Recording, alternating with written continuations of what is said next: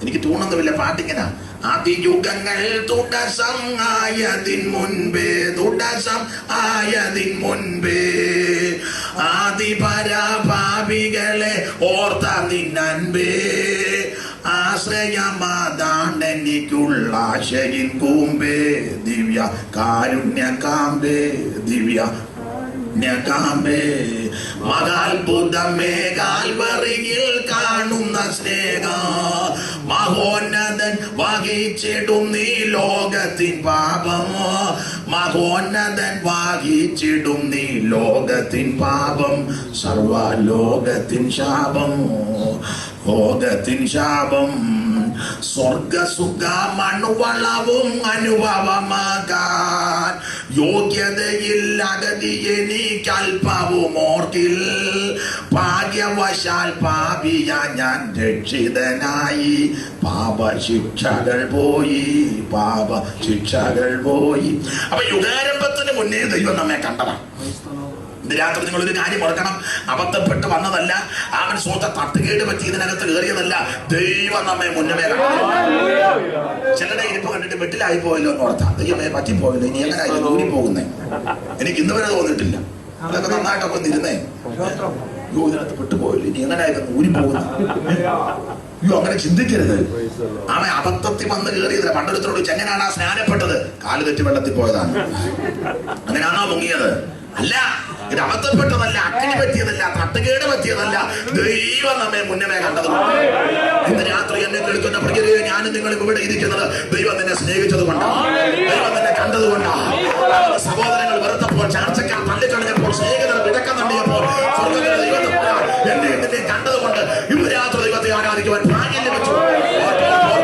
ദൈവത്തിന് സ്വതന്ത്രം ചെയ്തോണം. സ്ഥാപനത്തിന് മുമ്പ് ദൈവം നമ്മെ കണ്ടല്ലോ. തിരുവിധത്തിന്റെ പ്രസാദപ്രകാരം ദൈവം നമ്മെ ദത്തെടുത്തല്ലോ. അവൻ തന്നെ മുന്തിങ്ങി ചച്ചാനം നൽകി, ആത്മാവ് നൽകി, മുദ്രകെട്ട് നീതീകരിച്ച് വിശുദ്ധീകരിച്ച് സ്വർഗത്തിൽ ദൈവം നമുക്ക് അവകാശങ്ങൾ നൽകി. അല്ലെ, എഫേസ്യരുടെ പൗലോസ് കാര്യങ്ങൾ പറയുന്നുണ്ട്. നാം 1:4 വായിച്ച്. നാം തന്നെ വിശുദ്ധരെ നിഷ്കളങ്കരാകേണ്ടതിന് അവൻ ലോകസ്ഥാപനത്തിന് മുമ്പേ നമ്മെ അവനെ തിരഞ്ഞെടുക്കുകയും തിരുവിധത്തിന്റെ പ്രസാദപ്രകാരം യേശുക്രിസ്തു മുഖാന്തരം നമ്മെ ദത്തെടുക്കേണ്ടതിന് അവൻ പ്രിയനായി നമുക്ക് സൗജന്യമായി നൽകിയ. താഴോട്ട് പഠിക്കുമ്പോൾ അവൻ ദൈവം തന്നെ തെരഞ്ഞെടുത്തു, ദത്തെടുത്തു, നീതീകരിച്ചു, മുന്നേക്ക് വെച്ചു, അച്ചാരം നൽകി, ആത്മാവിനെ നൽകി, മുദ്ര കിട്ടു, അവകാശം നൽകി. ഇതെല്ലാം ദൈവം ചെയ്തു. ഇങ്ങനെയൊക്കെ ദൈവം തമ്പുരാൻ നമുക്ക് ക്രിയകളൊക്കെ ചെയ്ത് ഇനി അടുത്തത് നമ്മളെ എവിടെ കൊണ്ടാ ഇരുത്തിയേക്കുന്നേ? ഇരിക്കുന്ന സ്ഥലത്തിൽ പറഞ്ഞോട്ട് പോകും. കണ്ടിന്റെ ക്രിസ്തുവേശുവിൽ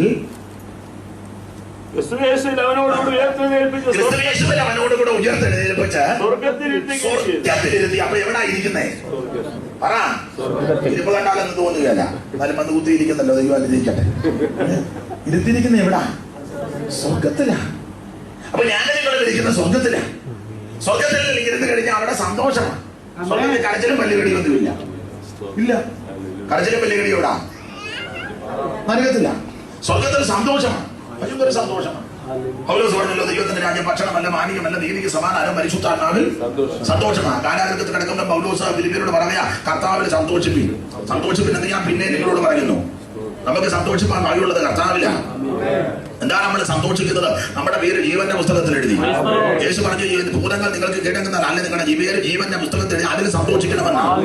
ഇന്ന് രാത്രി അവൻ ഭൗതികമായ സമ്പത്തോ നന്മകളൊന്നും നമുക്കില്ലെങ്കിലും സന്തോഷിപ്പാൻ വകയുള്ളത് യേശു നമ്മുടെ പാപം മോചിച്ചു, യേശു നമ്മെ തെരഞ്ഞെടുത്തു, യേശു നമ്മെ രക്ഷിച്ചു, യേശു നമ്മെ വിടുവിച്ചു. നമ്മുടെ നിരാശകളും പ്രാരങ്ങളും വികാരങ്ങളൊക്കെ അറുതി വരുത്തി ദൈവം നമുക്ക് ഹൃദയങ്ങളിൽ സന്തോഷം നൽകി. എന്തോ സന്തോഷമാണ്. രക്ഷിക്കപ്പെട്ട് കഴിഞ്ഞാൽ ആനന്ദമല്ലയോ? അതല്ലേ മൂത്താമ്പാക്കലെ കൊച്ചുകുഞ്ഞു ദേശമായിട്ട് പാടിയിരിക്കോ? ഈ ഭൂമിയിൽ ഇത്രയും സന്തോഷമുണ്ടെങ്കിൽ സ്വർഗത്തിൽ എത്രയോ ആനന്ദമേ. മാതാവിൻ മക്കളിൽ ബന്ധുക്കളിൽ പോലും കാണാവതല്ലാത്തൊരാനന്ദമേ. ഈ ശരീരം ഉടയുന്ന നേരത്തു പിൻ ശരീരം നമുക്കേകിടുമേ. അല്പകാലം കൂടെ താമസിച്ചിടുകിൽ ആത്മപ്രിയൻ മുഖം മുത്തിടാമേ. ഈ ഭൂമിയിൽ ഇത്രയും സന്തോഷമുണ്ടെങ്കിൽ സ്വർഗത്തിൽ എത്രയോ. അതിന്റെ സന്തോഷമില്ലല്ലോ. എന്തോ സന്തോഷമാണ്. അപ്പൊ ന്യായവതിയെല്ലാം മാറ്റി, ശാപദോഷങ്ങളെല്ലാം മാറ്റി ദൈവം നമ്മെ തെരഞ്ഞെടുത്തു. നമ്മുടെ വിഷയത്തിൽ വരാം. അപ്പോൾ ഏൽ മിഷ്മാത്ത് എന്ന വാക്കിന്റെ അർത്ഥം ന്യായവതി എന്നാണ്. ഈ ന്യായവതിയുടെ സ്ഥലത്തെയാണ് ദൈവം തമ്പുരാൻ പിന്നത്തേതിൽ വിശുദ്ധീകരിച്ച് ദൈവത്തിന് വിശുദ്ധമാക്കി. കാദേശ് എന്ന വാക്കിന്റെ അർത്ഥം യഹോവയ്ക്ക് വിശുദ്ധമെന്ന്. എന്നാൽ ഇവിടെ വായിച്ചത് ഈ വിശുദ്ധമാക്കിയ കാദേശ് മരുഭൂമി നടുങ്ങി. അപ്പൊ എന്തുകൊണ്ടാണ് കാദേശ് നടുങ്ങിയത്, അല്ലെങ്കിൽ ദൈവം വിശുദ്ധീകരിച്ച കാദേശ് മരുഭൂമി നടുങ്ങാനുള്ള കാരണമെന്ന് ശ്രദ്ധിക്കുക. ഈ കനാൻ ദേശത്തോട് ഏറ്റവും അടുത്ത് കിടന്ന സ്ഥലമായിരുന്നു കാദേശ്. ആവർത്തന പുസ്തകം 2-ാം അധ്യായത്തിന്റെ 13-14. ആവർത്തന 2-ന്റെ 13-14.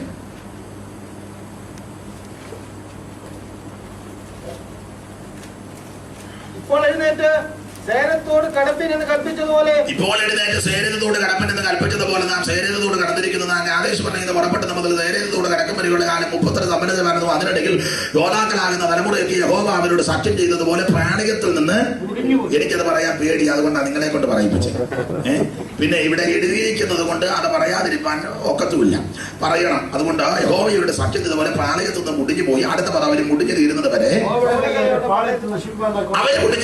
യഹോവയുടെ കൈ വരെ പ്രാണികത്തെ നശിപ്പിക്കുവാൻ അവർക്ക് വിരോധമായെന്ന്. അപ്പൊ ശ്രദ്ധിച്ചേ, ഈ കനാൻ ദേശത്തോട് ഏറ്റവും അടുത്ത് കിടന്ന സ്ഥലമായിരുന്നു കാദേശ്.